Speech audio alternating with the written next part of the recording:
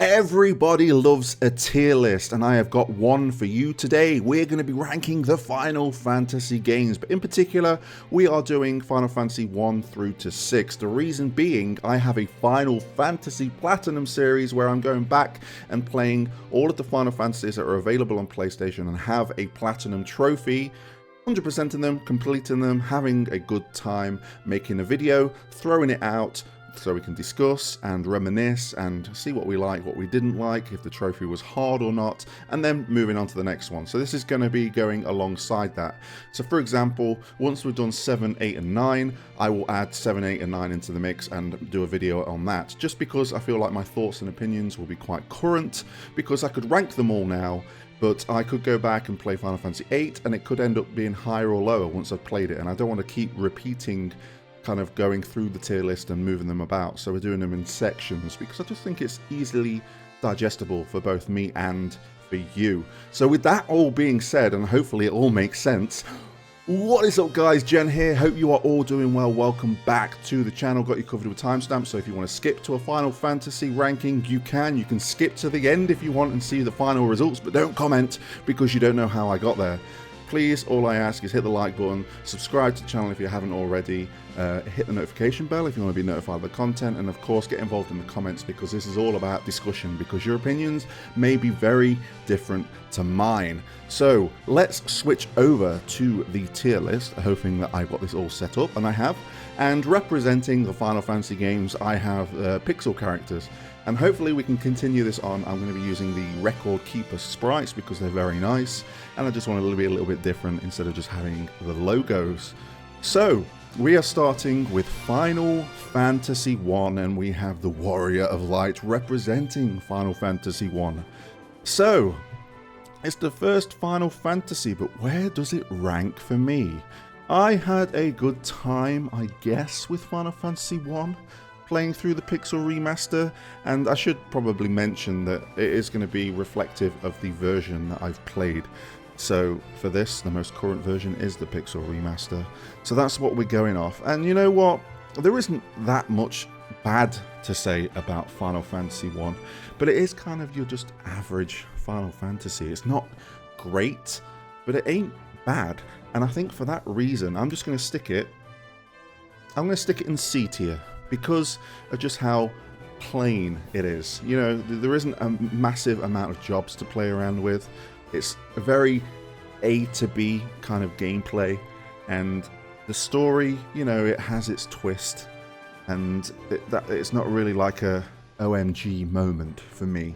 It is just a nice game to kind of sit back and play through, and maybe not play through it again once you're done with it. Unless another version comes out, because we have many versions of Final Fantasy 1. So, Final Fantasy 2, and I'm using a weird sprite of Fira in here. I probably should have used the one with the more noticeable bandana. But Final Fantasy 2. This is quite diverse when it comes to chatting about what's good and what's not good about Final Fantasy 2. But it ain't as bad as it once was for me anyway. I first played it on the PlayStation 1, and with the loading times, a really cool CGI cutscene on that as well, but the loading times and just kind of the clunkiness on the PlayStation, I wasn't a fan. But replaying it on the Pixel Remaster, you know, it wasn't too bad, and because I knew how the leveling up system worked, I just used that to my advantage and played my own way. And that's a common theme with Final Fantasy games.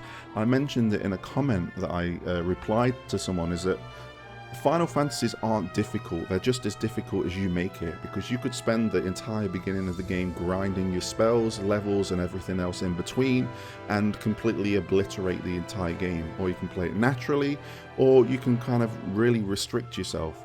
And you know, Final Fantasy 2 isn't difficult, the story's okay, but the killer for Final Fantasy 2 for me is the encounters and the empty rooms, and that is a massive, like, thumbs down for me, and it really tainted the experience of Final Fantasy 2. And it might not be a surprise to a lot of people, but it's going in D just because of the tediousness, if that's a word, of the battles. The leveling system I don't have a problem with. The keyword system, it is fine, But it's the random encounters. I know that you can switch them off in the Pixel Remaster, but if you're trying to play the game naturally, it's going to become quite a burden. And especially if you don't know where the chests are and you're going into these empty rooms, I just feel like that really taints the experience. Shall I move it up to C? No, it's staying in D for that reason. It's not to do with the leveling system where most people might think it will be. So, moving on to Final Fantasy III, and we have the Onion Knight representing Final Fantasy III. Now, I first played this on the DS and it was okay, do you know what I mean? We had the named characters and a bit more of a personal story, I guess, on the 3D version, but playing the Pixel Remaster version, it's kind of a generic story, and it really is generic. It didn't really grab me whatsoever. Some of the main kind of side characters you come across were very forgettable. Something I didn't mention about Final Fantasy II is there are some memorable side characters, but it wasn't enough to get it into C, was it? But for Final Fantasy III, nothing's really memorable. Like, when I think back, I just think the Cloud of Darkness, which is the final boss. Apart from that, Desh, like, he sacrifices himself in the fire thing, and then there's just loads of jobs to mess around with, and that's pretty fun. So, with all that kind of combined, I feel like the pacing is just a bit all over the place with Final Fantasy III as well. So for that reason, I'm going to put it in C alongside Final Fantasy I. They are very similar in the fact that they have jobs and they have, you know, kind of the crystals and all of that. But yes, I'm going to stick with a C. So let's move on to Final Fantasy IV, and Final Fantasy IV introduced a lot of things. The active time battle system, the ATB for short, we had more characters.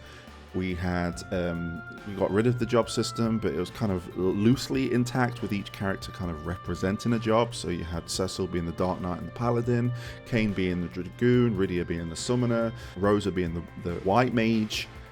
And yeah, Final Fantasy IV, and it's going to be the first time I mention music. I should have mentioned it with Final Fantasy III, but I really like the music of Final Fantasy IV.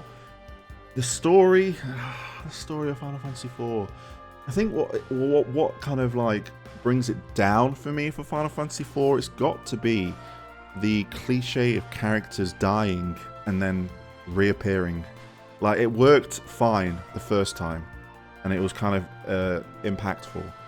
But when you kept doing it with every single character, like with Palom and Porum like turning to stone, and really like that story beat of them kind of just doing against the wall, it's an iconic scene. But the fact that they appear like an hour later and they're fine and they're rooting you on in the final battle, it's the same with Sid as well. Like, an epic sacrifice, but the cliche of him, he's not dead. Same with Yang. Like, I really dislike that, and but I had a good time.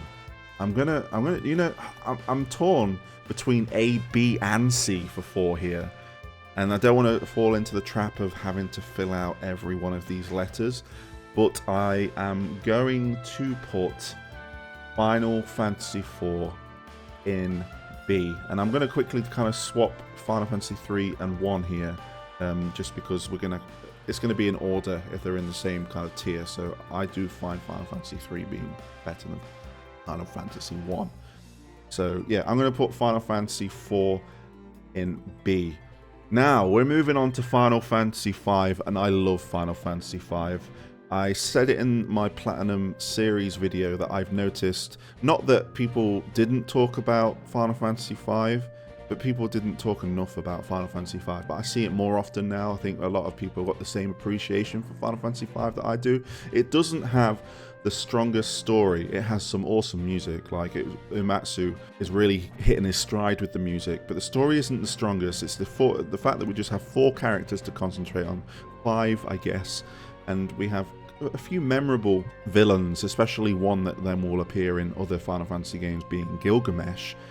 It's just the gameplay of Final Fantasy V that makes it. It's one of the few Final Fantasies, especially out of the 6 here, that you can go back and have a completely different experience and mess around and really dive into the jobs, because the job system's at its best here. And I think for that reason, I'm going to put it, and it's probably not going to be a surprise to any of you guys, it's going in S, because I think it is a phenomenal Final Fantasy, and it truly embodies like what the early Final Fantasies are. Again, not heavy in its story, though it does have its heavy story beats. It's unique gameplay and the fact that it's the most replayable. It's the reason why we have the Final Fantasy V 4 Fiesta. I probably completely butchered the event name, but it goes on every year and it really brings new experiences to the table every year. It keeps, you know, evolving in that respect. So yeah, I'm sticking with S, and that's a personal opinion of mine. I think it's one of the best Final Fantasies to play if you haven't played a Final Fantasy.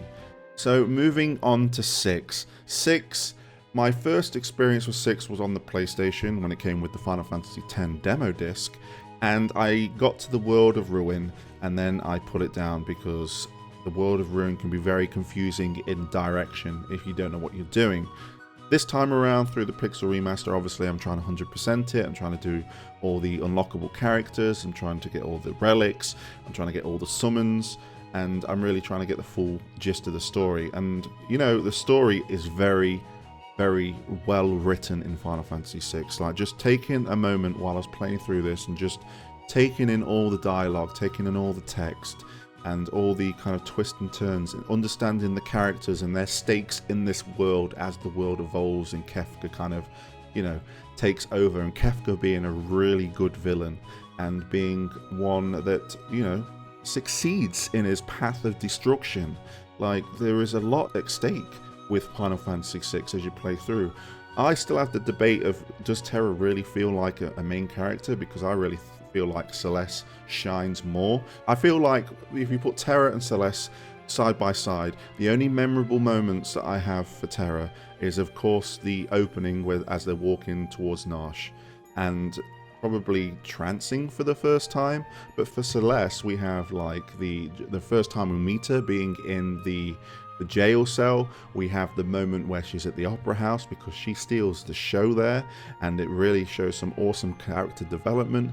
We also have the scene that we start off with the World of Ruin with Cid, which is a very emotional and touching scene and very relatable and really kind of gets you in the feels as well. And they touch on some very heavy subjects, and, you know, weighing all of those up, I just feel Celeste is the main character. But that's a debate in itself, isn't it? I'm sure you guys may correct me in the comment section below. But Final Fantasy VI, what a game. Like, very strong story. I really enjoyed the relic system because it brought a little bit of the job system in a more unique way. You know, some of these character abilities I had a lot of fun with. There's a lot of things to do outside of the main story, and it's the first time it really kind of shines, like getting the extra summons and kind of going to the auction house and having a mess around with there, going to the Veldt and messing around with Gao and his abilities. There's a lot of things to kind of just distract you, and it's the first time that I feel like it had its stride in Final Fantasy when it came to side content. So I think there's going to be no surprise that Final Fantasy VI is indeed going to go in S tier, but it's going behind Final Fantasy V. So far through the games that we've played in the Platinum series, excluding Final Fantasy 16, I'll throw that in another video. You let me know if you want me to throw it in with 7, 8 and 9, or if you want me to wait till I get to like 12, 13, 15, and we'll throw it in there. But as of right now, with the games that I have played, Final Fantasy V takes the cake for me, and I feel like my tier list is going to be a very same across the board. I think a lot of people will agree with me. Maybe they won't agree with me positioning 5 above 6, but I truly believe that, you know, we kind of got the same. You can see there's an evolution here of the series. If we look from D and go upwards, again, if Final Fantasy II didn't have those random encounters and those empty rooms, it would probably be high C for me, maybe even B, but the random encounters and the empty rooms killed it for me. But reflecting on what we've got here, I feel like it's very much the same. Final Fantasy III is a better Final Fantasy 1, but it isn't a Final Fantasy 5. Final Fantasy 4 introduces a great story, but it ain't quite Final Fantasy 6. Final Fantasy 2, a great story, but just the little things kind of kill it. Like, really unique leveling system, and if you know what you're doing, you can have a lot of fun with it and break it and use it to your advantage and blitz through Final Fantasy 2. But again, I think Final Fantasy V is truly the pinnacle. I'm going to answer this question now because I kept asking it myself in my Final Fantasy 5 and 6 video. What Final Fantasy would I recommend from the Pixel Remastered Collection? I'm going to say it, Final Fantasy 5. If you want a good Final Fantasy experience, play Final Fantasy 5 and get lost in that gameplay. If you want more and you want a bit more of a richer story, then move on to 6 after that, and I don't think you'll regret it. I don't think you should do it the other way around because of how powerful 6's story is and how long that game is as well. You maybe not got time for 5 and 6 like the other way around. That's just my opinion, and I think I'm going to close out the video. That's what we've got so far.